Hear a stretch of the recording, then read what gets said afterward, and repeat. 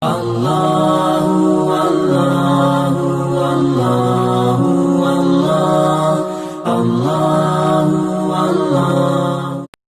করতেছি কোরবানির উপরে। কোরবানি জিনিসটা কি? এটা হলো নৈকট্য লাভের একটা কি মাধ্যম। নৈকট্য লাভের কি একটা মাধ্যম।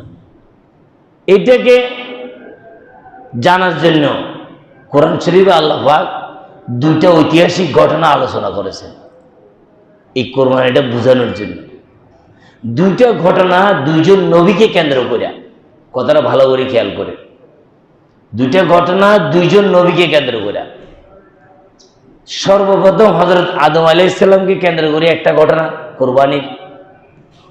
দ্বিতীয়ত হযরত ইব্রাহিম আলাইহিস সালামকে কেন্দ্র করে ঘটনা। আর ওইটাও ছেলে সাথে বাপের ঘটনা, এইটাও ছেলের সাথে কিসের ঘটনা? বাপের ঘটনা। দুটি কোরআন শরীফে আল্লাহ বলছেন যে আমি যে মানুষের সৃষ্টির সূচনা কিভাবে করলাম, আমরা কি কোনোদিন চিন্তা করছি যে আমরা কোথার থেকে আইলাম? কি বলেন, কোথার থেকে আসলাম? কোন জায়গা থেকে শুরু হয়েছে আমার আশা? এই কি কোনোদিন মাথায় ফেলছেন একবার? এই জন্য যে হযরতে আদম আলাইহিস সালাতু ওয়াস সালাম,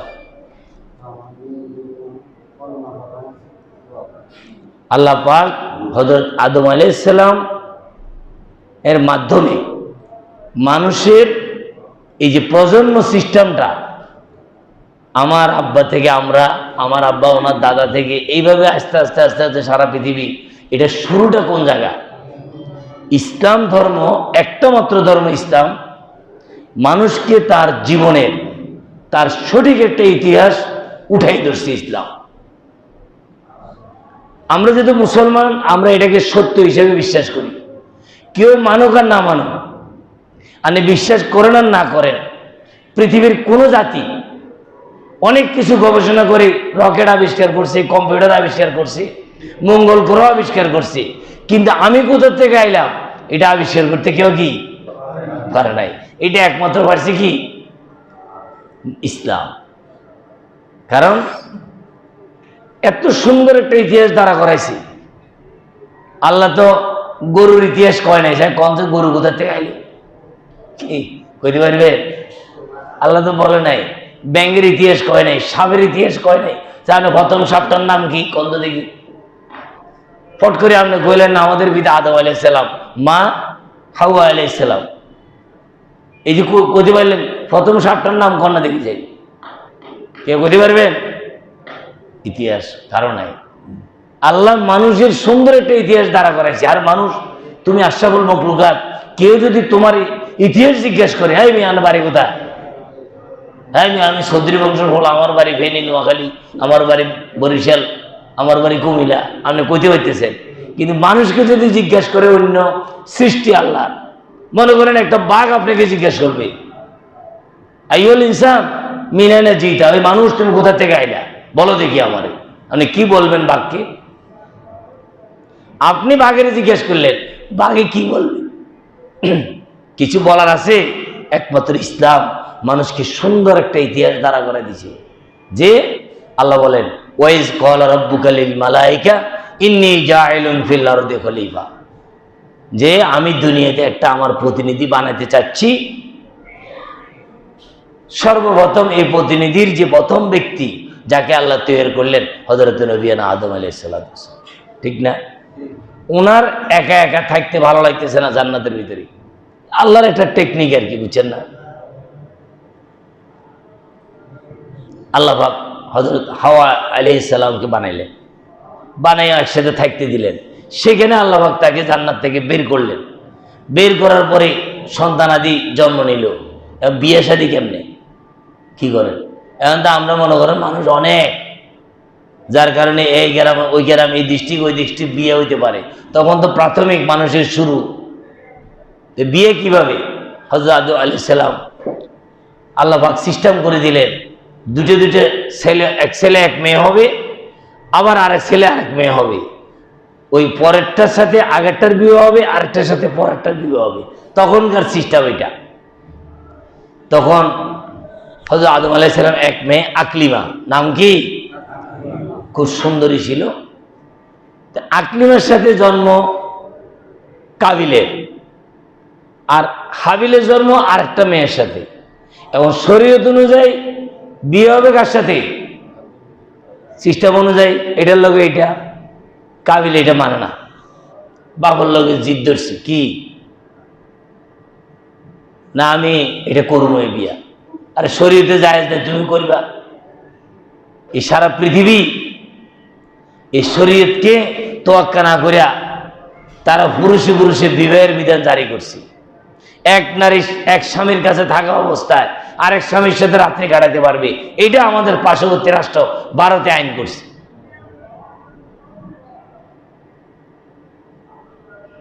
আজকের ব্যাপার দেখেন, এক মহিলা তার সৎ ছেলেকে বিয়ে করেছে, বিয়ে করে ওটার মধ্যে বাচ্চা আনতেছে।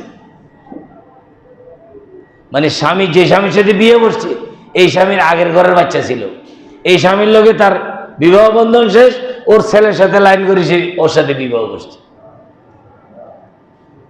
আর কোরআন কি বলছেন, হুররিমাত আলাইকুম উম্মাহাতুকুম, তোমাদের সমস্ত মায়েদেরকে তোমাদের যে হারাম করা হয়েছে, ইসলাম বলছে এটা। আর এরা তো মনে করেন মন গস্তা, এরা মনে করছিল কি সারা পৃথিবী এত ডেভেলপ করছে, এরা মনে করছিল কি বিধাতা বলতে কোনো সত্তা মনে নাই, আমরা যা করি তাই হয়, আমরা যেটা বলি এটাই হয়। না, আল্লাহ দেখাই দিলেন যে দেখো তোমাদের শক্তি সব প্রয়োগ করার পরও আমার ছোট থেকে ছোট একটা ভাইরাসকে, একটা প্রাণীকে তোমরা আয়ত্ত করতে পারতেছ না। তো বুঝো আমার ক্ষমতা কত বড়, আমি কত বড় শক্তিশালী, এটা আল্লাহ দেখাইছে। এই জন্য মানুষ বেশি অতিরঞ্জিত করা ঠিক না। আল্লাহ সূরা ইয়াসিন তো আপনারা পড়েন, সূরা ইয়াসিনের মধ্যে আল্লাহ বলছেন যে মানুষকে আমি কোথায় থেকে সৃষ্টি করছি, সে কেন দেখে না, আমি মিন নুতফাতিন, তাকে একটা পানি থেকে আমি সৃষ্টি করলাম, সে অহংকারে ফাইটে যেতেছে, এত শক্তি দেখাইতেছে, কোথার থেকে সে, তার সৃষ্টির শুরুটা দেখুক না সে। এই জন্য আল্লাহর বিধানকে যদি আমি না মানি, আমার পছন্দ হন না, আমি মানলাম না, কিন্তু এটা নিয়ে অহংকার করা, এটাকে তিরস্কার করা, এটা অত্যন্ত আল্লাহ পাকের ইব্রতে, আল্লাহ পাকের গায়রিয়তের মধ্যে এটা লেগে যায়। তখন আল্লাহ পাক মানুষকে মাঝে মধ্যে পরীক্ষা করে। আদম আলাইহিস সালাম বলল ঠিক আছে, তুমি যেহেতু আমার কথা মানতেছ না, তাহলে আল্লাহর কথা মানো। ও ঠিক আছে, আল্লাহর কথা কিভাবে, দুইজনে কোরবানি তোমরা পেশ করো। তৎকালীন যুগে সিস্টেম ছিল, যার কোরবানি আল্লাহ কবুল করতেন, আকাশ থেকে একটা আগুন এসে কোরবানিটাকে জ্বালাই দিত। জ্বালাই দেওয়া মানে কবুল হয়েছে এটা, আর যেটা এমনি থাকি যাবে এটা আল্লাহ পাক গ্রহণ করেন নাই। তখন কাবিলকেও বললেন, হাবিলকেও বললেন যে দেখো তোমরা দুইজনে, হাবিলে করতো গরু ছাগল গবাদি পশুর ব্যবসা, আর করতে হলো কৃষি ব্যবসা কাবিলে। তো কাবিলে তার কৃষির কিছু জিনিস আল্লাহ রাস্তা দান করলেন, আর হাবিলে তার পালিত একটা দুম্বা আল্লাহ রাস্তা দান করলেন। আল্লাহর হুকুমে দুম্বাটা আকাশ থেকে আগুন এসে জ্বালাই দিলেন। তো সিদ্ধান্ত কারটা হইলো, আদম আলাইহিস সালামের সিদ্ধান্ত শরীয়ত মতো ফাইনাল হইলো যে হাবিলে এই মেয়েটাকে কি বিবাহ করবে, কাবিলে করতে পারবে না। কাবিল গেছে রাগ হইয়া জিদ, তখন সে হাবিলকে কি করলো, হত্যা করবে। এই ঘটনা কোরআন শরীফে আছে। দেখেন কোরবানি কিভাবে শুরু হয়েছে। হযরত আদম যে আল্লাহ পাক কি তোমার কাছে না দূরে, তোমার দুই ছেলেকে উনি পরীক্ষা করেছেন কোরবানির মাধ্যমে, একজনকে দুম্বা দিয়া আরেকজনকে শস্য দিয়ে। কিন্তু হযরত হাবিলকে আল্লাহ পাক পছন্দ করেছেন, এই জন্য হাবিলের কোরবানিটা আল্লাহ কবুল করেছেন। এই কোরবানির একটা ইতিহাস অনেক লম্বা, সূরা বাকারাতে আছে। এরপরে কোরবানির আরেকটা ইতিহাস হযরত ইসমাইল, হযরত ইব্রাহিম আলাইহিস সালামকে কেন্দ্র করে। আল্লাহ ৮৬ বছর বয়স হযরত ইব্রাহিমের, বাচ্চা হওয়ার কথা না, আল্লাহর কাছে অনেক কান্নাকাটি করে বাচ্চাটা পাইলেন। হযরত হাজেরার ঘরে হযরত ইসমাইলের জন্ম।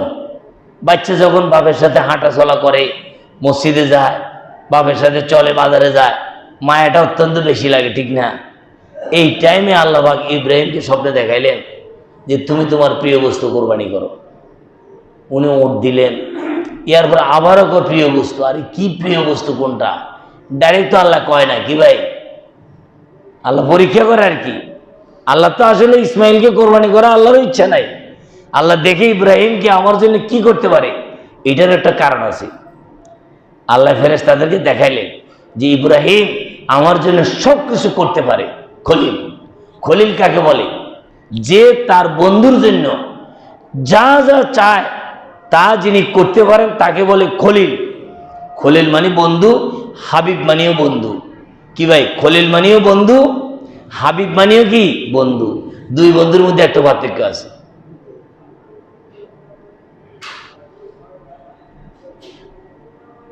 খলিল মানে যিনি তার বন্ধুর জন্য সবকিছু বিলীন করতে পারবেন, আর হাবিব হলো বন্ধু তার জন্য সবকিছু কি করতে পারবে, বিলীন করতে পারবে। একটু ডিফারেন্স। ইব্রাহিমকে পরীক্ষা করার জন্য আল্লাহ তার সন্তান ইসমাইলকে কোরবানির আদেশ দিলেন। আসলে তো এটা কোরবানির আদেশ না, এটা একটা রূপক জিনিস।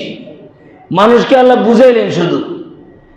ইব্রাহিম যে আল্লাহর হুকুম পালন করতে গিয়ে এত বড় ত্যাগ উনি করতে পারবেন, এই কথাটা দুনিয়ার মানুষকে দেখানোর জন্য আল্লাহ পাক এটা ঘটনাটা ঘটাইছে। আসলে মূলত ইসমাইলের কোরবানি কোনো উদ্দেশ্য না। আল্লাহ নিজে বলছেন এটা আমার উদ্দেশ্য না।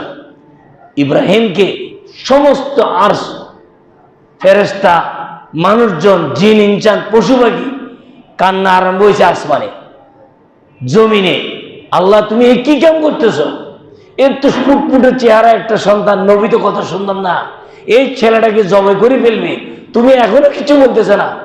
রশি দিয়ে হাত বাঁধতেছে, উপর শোয়াইলো, ছুরি বের করলেন, শিলের মধ্যে ছুরি কি ধার করলেন, হাদিসের মধ্যে আছে ইব্রাহিম শিলের মধ্যে কি ধার করলেন।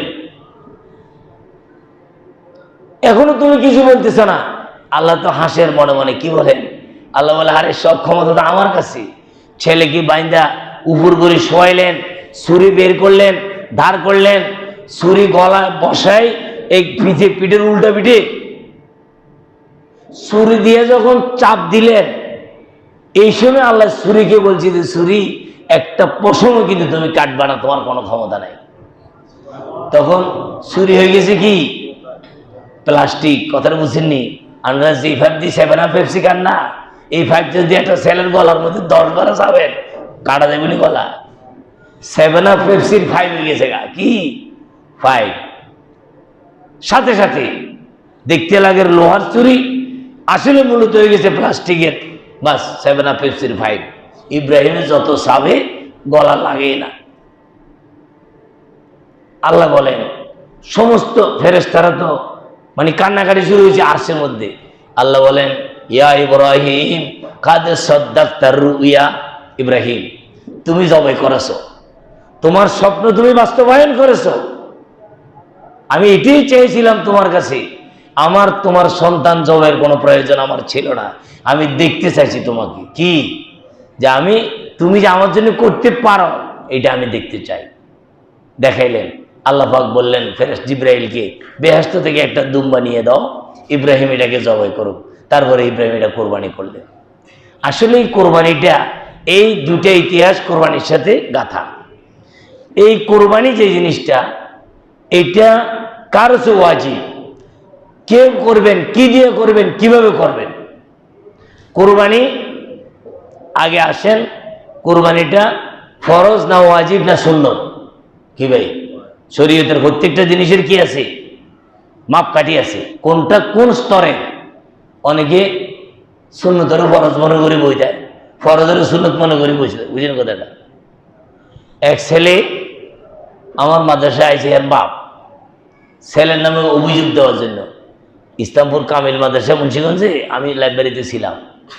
এর বাপ আইছে ছেলের লাগে অভিযোগ দেওয়ার জন্য।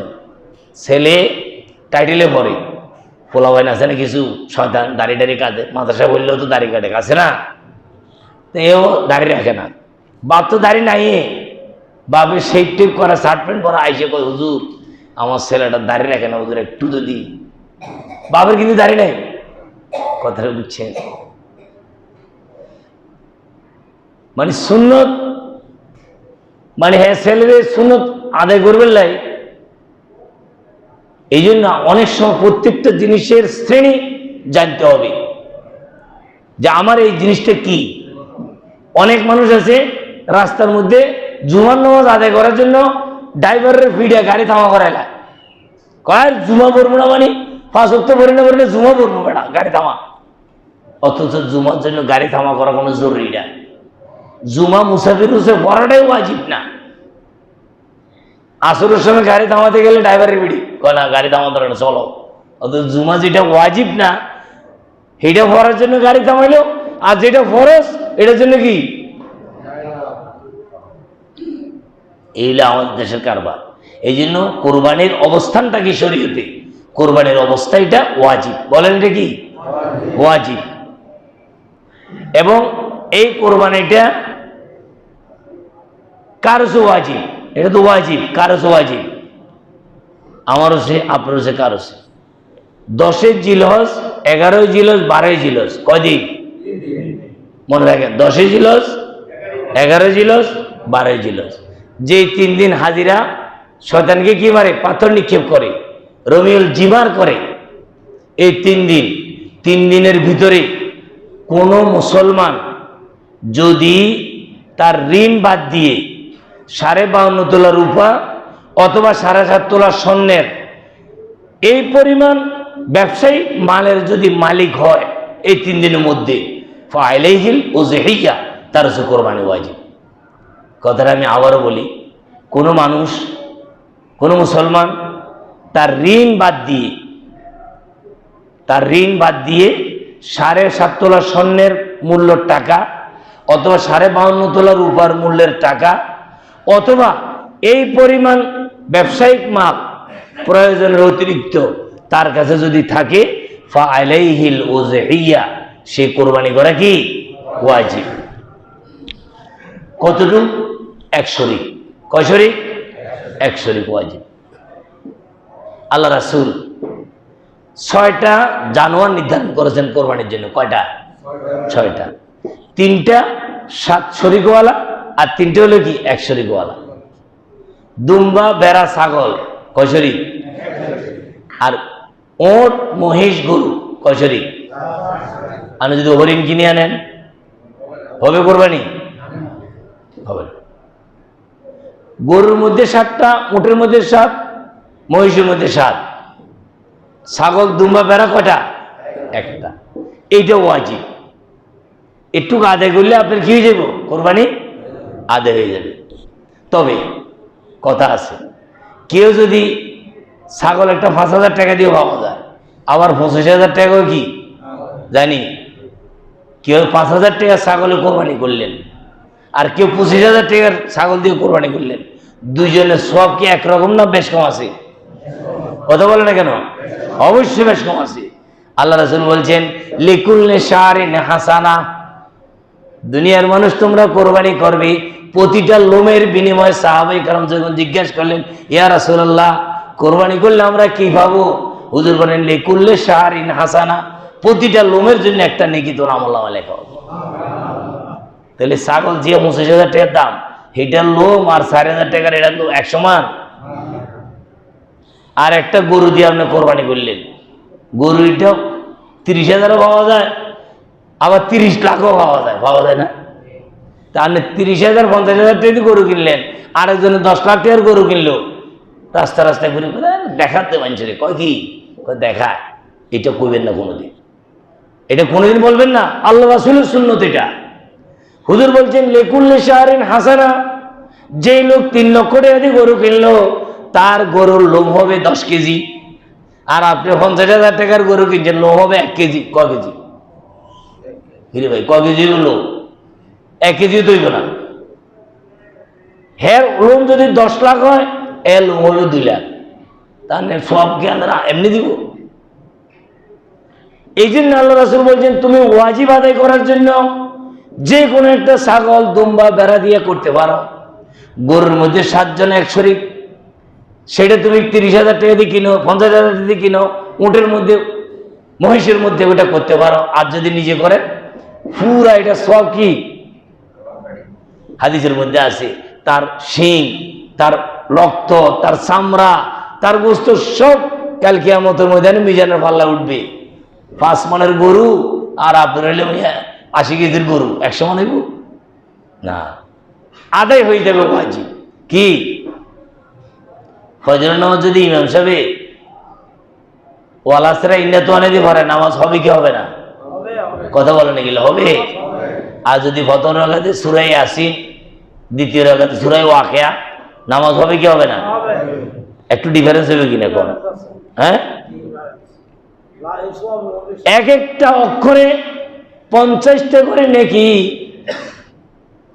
নামাজের মধ্যে কোরআন তেলাওয়াত করবেন, 50টা করে নেকি আপনার আমলনামায় লেখেন। তাহলে আপনি যত তেলাওয়াত করেন পারবে না। এই জন্য আল্লাহ লেকুল্লি শাহরিন হাসানা, এই জন্য কোরবানিটা এইভাবে করতে হবে। আমরা তো ইফতারের সময় ওয়াজ করছি, আমরা কেউ যদি কারোর ইফতার করায় একটা রোজার সওয়াব পাওয়া যায়। কি বলেন? আপনি আমার ইফতার করাইলেন, একটা রোজার সওয়াব আপনার আমলনামায় ফেরেশতা লিখে দিবে। কি দিয়ে ইফতার করাইলে? মাত্র একটা খেজুরের 10 ভাগ করে 1 টুকরা দিলেন আমারে, অথবা 1 গ্লাস পানি, অথবা একটু দুধ, যে কোনো জিনিস দিয়া ইফতার করাইলে 1 রোজার সওয়াব পাবেন। আর কেউ যদি পোলাও, মাংস, বিরিয়ানি, খেজুর, রুটি সব কিছু ফল ফ্রুট দিয়ে ইফতার করায়, তাও কি 1 রোজা? কি বলে না, কিছু ডিফারেন্স আছে। আল্লাহ নবী বলছেন ওয়ামান আসবা সায়মান, কোন মানুষ যদি রোজাদারকে পেট ভরি খাওয়ায়, ইফতার করায়, 1 রোজার সওয়াব তো দিব। কিয়ামতের দিন তাকে পানি পান করাইবে আল্লাহ, বেহেশতে যাওয়ার আগ পর্যন্ত, হাউজে কাউসারের কাছে যাওয়ার আগ পর্যন্ত, আর পানির পিপাসা লাগবে না 50,000 বছর পর্যন্ত। তাইলে ডিফারেন্স আছে কিনা? গরু বড়টা কিনবেন, ছাগল খাসি দামিটা কিনবেন তৌফিক অনুযায়ী আপনি যদি থাকে। আর অনেকে আছে হুজুর এখন তো মহামারী, কেমনে বাজারে দাম? আচ্ছা, কারো কি চাউল কিনে বন্ধ আছে?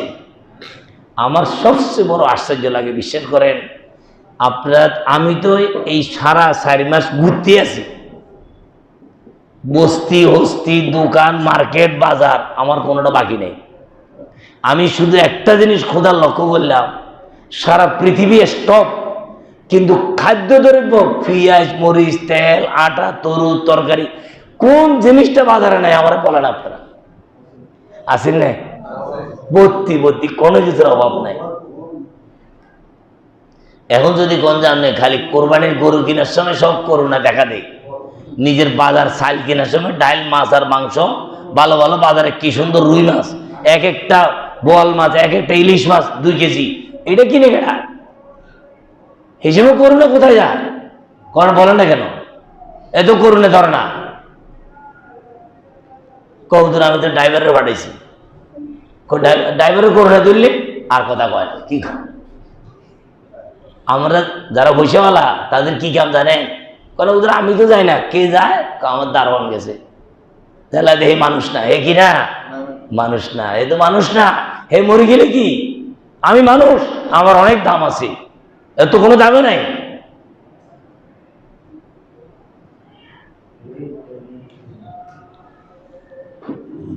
ও কোনো দামে নাই, এই কথাটা মনে করেন না বলে অহংকার। অহংকার মানুষ কাকে বলে জানেন? অহংকার কেউ চিনে না। মনে করে যে একটা ভালো জামা গায়ে দিয়েছে, অহংকার, এতে 5 লাখ টাকা দিয়ে গরু কিনছে কোরবানির, আরে অহংকার করছে। আর অহংকার এটা না, অহংকার বলা হয় অন্য মানুষকে কি মনে করা? তুচ্ছ মনে করা। ও গুলে সুরখাস তুহু নসমখা মস্তে আকলে আসতে উতু মজনু নসমদা। কবি বলেন ও গুলে সুরখাস তুহু নসমখা, আরে ও তো লাল ফুল, তুমি তাকে রক্ত মনে করো না। মস্তে আকলে আসতে উতু মজনু নসমদা, সে তো জ্ঞানের পাগল, তুমি তাকে পাগল বলো না। আপনি যে দারোয়ান, আপনি যে ড্রাইভার, আপনি যে অফিসের পিয়ন, আপনার জন্য মার্কেট করতে যায়, বাজার করতে যায়, মাছ কিনতে যায়, আপনার জন্য জিনিসপত্র ক্রয় করে আনে, আপনি মনে করছেন ও তো মানুষ না। ওর আর কি দাম আছে, আমার অনেক দাম। ওর যান আর আপনার যান মার্কেটে যদি বিক্রি করতে রয়ে যায় কোনো পার্থক্য আছে? আরে আপনি মরলে আপনার বডিটা যদি 1 টাকা কেউ কিনবে না? যমুনা গ্রুপের বাবুল সাহেব মারা গেছে, তার বডিও কে 1 টাকা দিয়ে কি কেউ কিনবে রে ভাই? কন্যা কিসের বাহাদুরি আমাদের? সুতরাং প্রত্যেকটা মানুষকে তার মূল্যায়ন করতে হবে, যে তাকে দাম দিতে হবে, যে আমি অবশ্যই আমি সেভে থাকবো, করোনা ভাইরাস যেন আমাকে আক্রান্ত না করে। আমি ওভাবে ডাক্তারি যে ফর্মুলা এগুলো আমি মানব, কিন্তু এটা মনে করব না যে আমার দারোয়ান সে বাজার নিয়ে আসুক। আপনিও যান মাঝে মধ্যে, হেও আনো। হযরত ওমর রাদিয়াল্লাহু তাআলা আনহু দেখেন, তার চাকরের সাথে গোলামের সাথে চুক্তি হয়ে গেছে যে ভাই অনেক দূর যাব মরুভূমি দিয়া, উটের নিয়ম হলেও একজনের টানতে হয় আর একজনের ফিডে উঁচু থাকে। তো কয় ভাই ঠিক আছে, 1 কিলো আমি টানবো আর 1 কিলো তুমি টানবা। ঠিক আছে স্যার। এইভাবে কিলো ভাগ করতে যাইয়া যে রাজ দরবারে উনি যাচ্ছেন, লাস্ট কিলোটা হচ্ছে হযরত ওমরের ভাগে টানা। আচ্ছা কোন কি মনে করেন আমরা হরতালের দিন ফেনী থেকে রিক্সা লইছি ঢাকা আমি, রিক্সাওয়ালা বললেন ভাই 1 কিলো তুই চালাইস 1 কিলো আমি চালাম। আইতে আইতে যখন আমি শ্বশুর বাড়ির সামনে আইছি, সেই কিলো হচ্ছে আমার ভাগে। কি এখন আপনি শ্বশুর বাড়ির সামনে 1 কিলো আগে রিক্সাওয়ালা, আপনি রিক্সা চালাইতে আছে, রিক্সাওয়ালা রিক্সা ধরেছে জিনিসপত্র আম ডাম মিষ্টি মিষ্টি লইয়া। এখন শ্বশুরবাড়ির লোক এখন তো দিব কারে? রিক্সাওয়ালা সালাম করলে জামাই আইছি, আসল জামাই তো কি রিক্সাওয়ালা। দেখেন হযরত ওমর রাদিয়াল্লাহু তাআলা আনহু, না তোমার সাথে আমার চুক্তি হয়ে গেছে, যদিও আমি রাজদরবারে মেহমান, কিন্তু এই টাইমটুকু আমার ফালা, আমি টেনে যাব।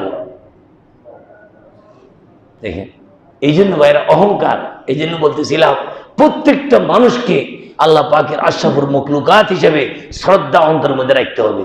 এই জন্য কবি বলছেন, ও গুলে সুরখাস তুখু নসমখা মস্তে আকলে আসতে ও তু মজনু নসমদা। ও মানুষ, ও প্রধানমন্ত্রী, ও এমপি মন্ত্রী, ও বড় লোক পয়সাওয়ালা ব্যবসায়ী, ও বাড়িওয়ালা গাড়িওয়ালা, তুমি এটা মনে করে না তোমার শ্রমিক যারা আছে এরা মানুষের কাতারে না, ওরাও তোমার মতো লাল ফুল, তোমার মতো দামি। কোনো পার্থক্য না আল্লাহর কাছে, কোনো পার্থক্য আছে ভাই? কি বলে? আমার যে দাম, আমার জন্য যে মাটি, আপনার জন্য কি করোনা ভাইরাস। এইটা দোহাই দিয়া অনেক মানুষ সাইডে কোন রকম কোরবানি দেন, আগরি বাড়ি কুদুকা আছে না, করোনা বাড়ির কথা মুছে যায় না। এই আমাদের ধর্মমন্ত্রী প্রতিমন্ত্রী শেখ আবদুল্লাহ সাহেব, ওনারে সাংবাদিকরা প্রশ্ন করেছে, স্যার আপনি তো মসজিদে দেওয়া একটা আইন করে দিয়েছেন 12-14 জন, এর মধ্যে আপনি আসেননি 14 জন, ওই আপনি জাননি কোন? আমি যাই না। কি কয়? কি জন্য যায় না? করোনার ভয়ে। এখন কোথায় আছে? আরে যারে নিবে তো নিয়ে যাবে। সুতরাং করোনার ভয় করে অনেকে মসজিদে আইয়ে না। দেখবেন অনেক লোক কোন হুজুর কে না করছে, কোন হুজুরে না করে নাই, কিন্তু এত হুজুরে বলে দাড়ি কাটেন না, দাড়ি কাটেন না, দাড়ি কাটেন না। হুজুর কথা মানছেন? আরে আমি যদি বিশ্ব স্বাস্থ্য সংস্থার প্রধান মিস্টার হুর লোকে যদি কোনো দেখা করতে পারতাম, আমি বলতে একটু যদি কই দিতেন যে যারা দাঁড়িয়ে রাখবে কোনো করোনা আক্রান্ত করবে না, দেখতেন দাড়ি কিভাবে রাখে, কোনো হারাম না ভিতরে বসে করতে বন্ধ হয়ে যেত, একটাও দাঁড়িয়ে সাইডটা। কথাটি কিনা আপনি বলেন? আমরা ওয়াজ করতে করতে মহিলাদেরকে ওয়ালা তাবাররাজনা তাবাররাজাল জাহিলিয়াতিল উলা, ও মারা বোনেরা তোমরা জাহিল যুগের মহিলাদের মতো চেহারা পেট পিট খুলে বের হইও না। বেরোয় ডাক্তার সাবরিন ধরা হয়েছে, দেখেন মুখের মধ্যে কি সুন্দর মেকআপ পরা, আসেনি কথাটা? দেখছেন এ সোর বাটপার ভতারগর মুখের মধ্যেও কি লাগাইছে। এগুলোর কোনো বিচারের মুখোমুখি করার দরকার নেই, ডাইরেক্ট ফাঁসি বা স্পটে গুলি করে না দিলে এগুলো কোনোদিন হবে না। একটা মানুষের জীবন লইয়া খেলা, এটা কোন ধরনের কথা? এদের কিসের বিচার? আবার জানি না সরকারের কি চিন্তা ভাবনা, একটা বিচার হচ্ছে না। নুসরাত হত্যা করে ফেললো, এই সেই, একটা মানুষের বিচার নেই। শুধুমাত্র কমিটি গঠন করে আবরাররা হত্যা করলেও ডাইরেক্ট হত্যাকারী ধরা পড়লো, এর আর সময় দেরি করার কি কেমন বলেন না? স্বীকার করলে আমি আগুন লাগাইছি, স্বীকার করলে আমি হত্যা করছি, ধরা পড়লো, আলামত পাইল, এই লোকটার দেরি করার কি কাম? একটা মানুষের মরণ জীবন নিয়ে খেলা যারা খেললো তাদেরকে বলে আবার গ্রেফতার দেখাইব, আইনের আইন আইনবো, আইনের আওতায় শেষ।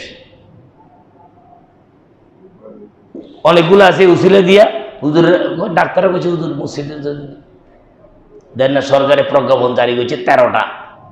ঈদের লাই কয়টা? আর কথা বলে না কেন, কয়টা? 13টা প্রজ্ঞাপন। মার্কেট হলে একটাও নাই, আসেনি মার্কেট হলে, মুগ্ধাবাজার হলে একটাও নাই প্রজ্ঞাপন। আছে মুগ্ধাবাজার প্রজ্ঞাপন।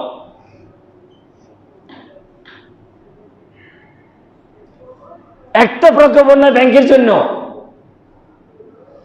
সুদী লেনদেন করার জন্য লাইনকে লাইন, ব্যাংক উঠুন দাঁড়াইছে আধা কিলোমিটার গেছে লাইন, এটার জন্য কোনো প্রজ্ঞাপন নাই। প্রজ্ঞাপন সব কি মসজিদে। ঈদের জমাতে 13টা, কয়টা?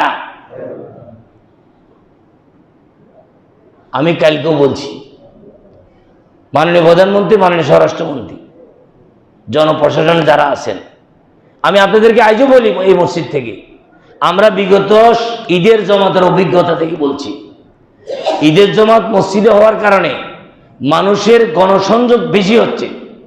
কারণ এক মসজিদে 3টে জমাত, এক জমাত শেষ না হইতে 500 লোক দাঁড়ায় থাকে রাস্তায়, মসজিদের গেট হলো 5 ফিট। এখন এরা বাইরে, এরা উঠে, কে আগে টাকা নিবে, কে সিদ্ধ করবে, ঠেলা ঠেলি ধাক্কা ধাক্কি, সংযোগ বেশি না কম? আজীব, কারো মাথায় কি ঢুকেছে আল্লাহ তার কেউ জানে না। গ্রামগঞ্জে ঈদের মাঠ খালি করে রয়েছে, আচ্ছা কম, একটা মাঠে ঈদের নামাজ হলে একটা মানুষ যদি 10 ফিট দূরে দাঁড়ায় তাও তো জায়গা খালি থাকবে। ঢাকা শহরে যে রোড, মানিক মেহবিনু, ধানমন্ডি, মতিঝিল, একটা রোড যদি মনে হয় সকাল 6টা থেকে 7টা 1 ঘন্টার জন্য খালি করে দিই, 1 ঘন্টা খালি, ঈদের নামাজ পড়তে লাগে না 15 মিনিট বা 20 মিনিট, সরকার অর্ডার দিয়ে দিলে মাঠের মধ্যে সবাই নামাজ পড়ে নেবে, মসজিদে ঝামেলা দরকার নাই, 10-15 মিনিটের মধ্যে, আধা ঘন্টার মধ্যে নামাজ শেষ। হার রোডের মধ্যে নামাজ হয়ে যাবো, রোড কত পরিষ্কার। জানামাজ তো বাসাতে আনতে কইছে না, মসজিদ জানাজ তো জানামাজ রোডে করিলাম, সহজ না? আজীব কারবার। খালি মসজিদের লাই 13-14 আইন, মসজিদে আইতে হলে 14 জনের বেশি আইতে পারবে না। মার্কেটে কিন্তু লেখা নাই যে গাউসিয়া মার্কেটে 500-র বেশি আজকে দেখতে পারবে না লোক, ব্যাংকে 50 জনের বেশি গ্রাহক ঢুকতে পারবে না, এরকম কোনো আইন করা হয় নাই।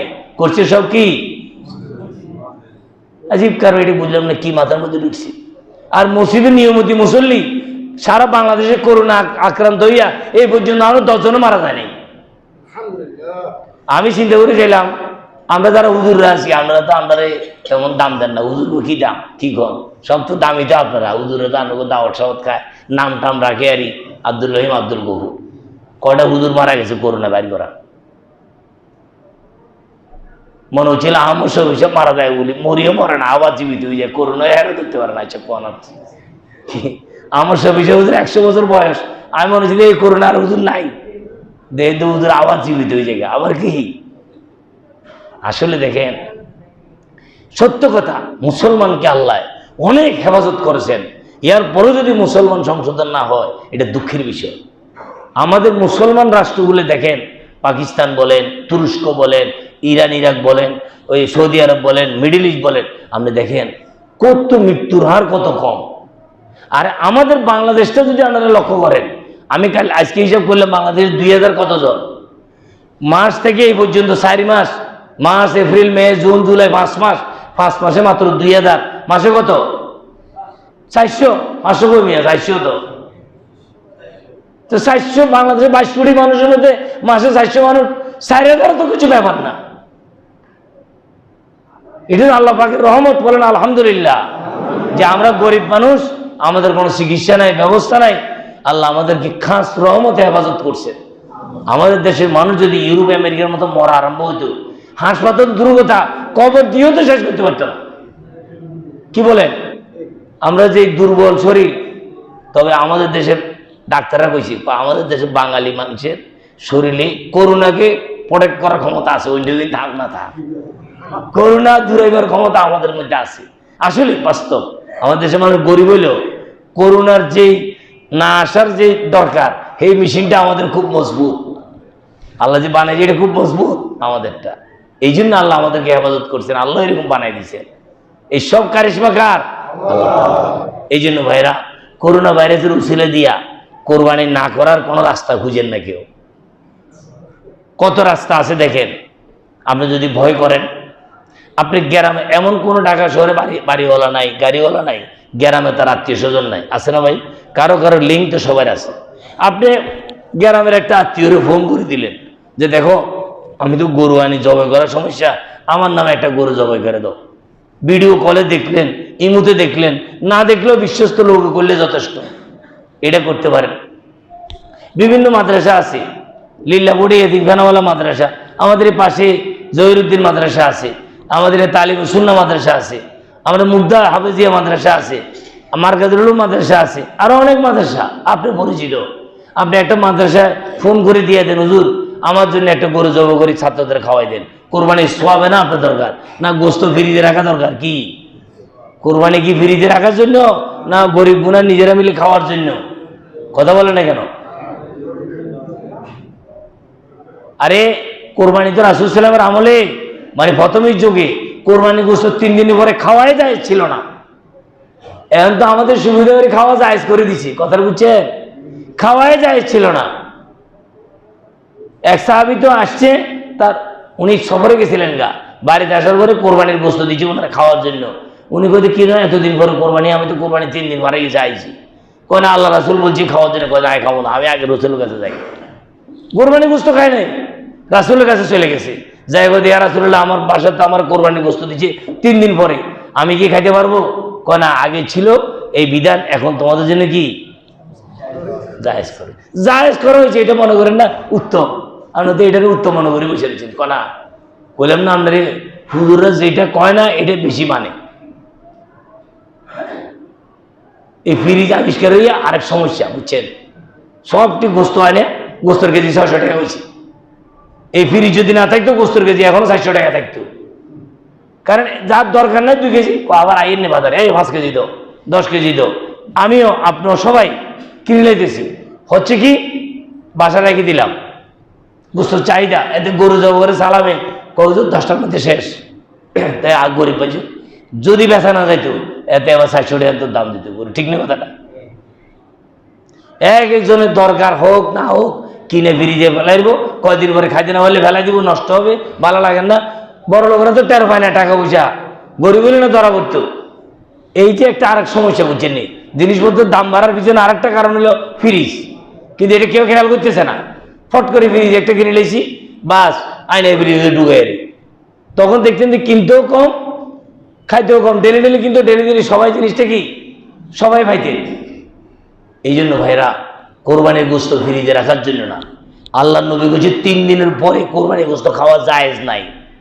তবে ইয়ার পরে এখন জায়েজ, কিন্তু উত্তম হলো 3 দিনের মধ্যে ফিনিশ, বাস খাইয়া 3 দিনের মধ্যে শেষ করা। এই জন্য ভাইরা আমরা কোরবানি যারা করব, আপনাদের রাস্তা অনেক আছে। আপনি কোরবানি সরকার যেভাবে সিদ্ধান্ত দিবে যেই জায়গায় জবাই করা, আমাদের দেশে তো বাড়ির সামনে সামনে জবাই করেন। আসলে এই জিনিসটা পরিবেশের দিক থেকেও খারাপ, শুধু করোনার কারণে না, অন্য টাইমের কথাও বলি। যেহেতু ঘনবসতি, আমরা এক জায়গায় মনে করেন আপনি জবাই করলেন, আমি জবাই করলেন, ভালো করে পরিষ্কার করা হয় না, এগুলোর দ্বারা মশামাছি মানুষের সৃষ্টি হয়। এই জন্য এই বছরের জন্য সরকার যেভাবে নির্ধারণ করে দিবে যেই জায়গায় জবাই করার, আমরা ঠিক ওই জায়গায় জবাই করব। আর বিশেষভাবে যারা পারেন গ্রামগঞ্জে আত্মীয় স্বজন কাছে মাদ্রাসায় এটা দিয়ে দিবেন। 1 বছরের কোরবানি বাসায় নাই খেলেন আর কি, এটা কি আপনার গোস্তের কোনো অভাব আছে? কোরবানি তো আর না আল্লাহর জন্য করছেন। আরে আদম আলাইহিস সালামের আমল থাকলে তো গোস্তই খাইতে পারতেন না, খাইতো কি আগুনে, কে খাইতো? এখন আনুগুলো আল্লাহ জায়েজ করছে, দেখি আল্লাহ অপরাধ গেছে, সব ফ্রিজে ফ্রিজে ঢুকাইবেন। আল্লাহ তাআলা হেফাজত করুন। আপনারা কোরবানি করবেন, কোরবানির জন্য গরু কিনবেন। সরকারে কত বছর মার্কেট দিবে না, অন দেওয়া যদি মার্কেট না দিলে এত লস, কোটি কোটি টাকা দিছি মার্কেট লাগাই, তাই মার্কেটের কোনো এই নাই, কথাটা বুঝছেন? কিন্তু খালি ঈদগাহ সমস্যা হলে বিরাট সমস্যা, 13টা নির্দেশনা মানতে হবে। এই জন্য ভাই আল্লাহ পাক আমাদেরকে প্রত্যেককে সুন্দরভাবে, আপনি একটা ছাগল দিয়ে করেন, সমস্যা যদি গরু মনে করেন একটা ছাগল দিয়ে করেন, সমস্যা তো নাই। এটা খাসি দিয়ে করেন, সাধারণ করে নিতে পারেন, কেউ জানলেও না, ছোট্ট একটা ছাগল কোরবানি করলেন। আল্লাহ পাক আমাদের সবাইকে কথাগুলো আমল করার তৌফিক দান করুন। আল্লাহু আল্লাহু আল্লাহ।